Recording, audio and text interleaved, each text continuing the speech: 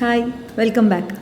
మనం చదువులో కానీ కెరియర్లో కానీ బెస్ట్ అవ్వాలన్నా సరే, మనం ఎవరితో మాట్లాడినా వాళ్ళు మనతో ఇన్స్టెంట్గా కనెక్ట్ అవ్వాలన్నా సరే, ఈ ఒక్క స్కిల్ చాలా ఇంపార్టెంట్. అదే అటెన్షన్. ఒకే విషయం మీద మన దృష్టిని నిలకడగా కాసేపటి దాకా ఉంచగలడం. ఈ సస్టైన్డ్ అటెన్షన్ ఎందుకు ఇంపార్టెంట్ అంటే, సస్టైన్డ్ అటెన్షన్ అనేది బేస్మెంట్ లాంటిది. దీన్ని బట్టి మెమరీ లెర్నింగ్ ఆధారపడి ఉంటాయి. మెమరీ లెర్నింగ్ అంటే కొత్త విషయం నేర్చుకోవడం, మనం నేర్చుకున్న విషయాలు బాగా గుర్తుపెట్టుకోవడం. మెమరీ లెర్నింగ్ బాగున్నాయంటే ఆటోమేటిక్గా మనకి ది బెస్ట్ రిజల్ట్స్ వస్తాయి. సో వీటన్నిటికీ బేస్మెంట్ ఈ సస్టైన్డ్ అటెన్షన్. మరి అటెన్షన్ ఇంప్రూవ్ చేసుకోవడం ఎలా? 1, 8 to 10 hours స్లీప్ కంపల్సరీ కావాలి అటెన్షన్కి. నెంబర్ 2, ఏదైనా ప్రశాంతంగా యాక్టివిటీని చేసినప్పుడు మనం బాగా అటెన్షన్ పే చేయగలుగుతాం. 3, ఏదైనా కష్టంగా అనిపిస్తే కనుక దాన్ని చిన్న చిన్న పార్ట్స్లో స్ప్లిట్ చేసుకోవచ్చు. మనకి మధ్యలో బోర్ కొట్టేస్తుంది, అటెన్షన్ మిస్ అయితే అటు ఇటు చిన్నగా వాకింగ్ చేయొచ్చు, ఆర్ ఒక బాల్ గేమ్ ఏమైనా సింపుల్గా క్యాచ్ లాంటివి ఆడుకోవచ్చు.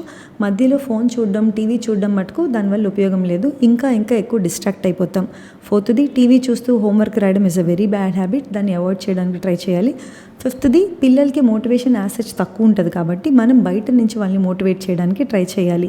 అండ్ 6th, బాల్ గేమ్స్ ఆడడం, రిపీటెడ్గా ఈ పజిల్స్, చెస్ గేమ్స్ లాంటివి ఆడడం, మెడిటేషన్ చేయడం వల్ల ఉన్న అటెన్షన్ అనేది ఇంప్రూవ్ అవుతుంది. ఫోన్ చూడడం, ఇన్స్టా రీల్స్ చూడడం, షార్ట్స్ చూడడం వల్ల ఉన్న అటెన్షన్ స్పాన్ కూడా ఇంకా తగ్గిపోతూ ఉంటుంది. ఈ జాగ్రత్తలు అన్నీ తీసుకోండి, మీ అటెన్షన్ ఖచ్చితంగా ఇంప్రూవ్ అవుతుంది. All the best.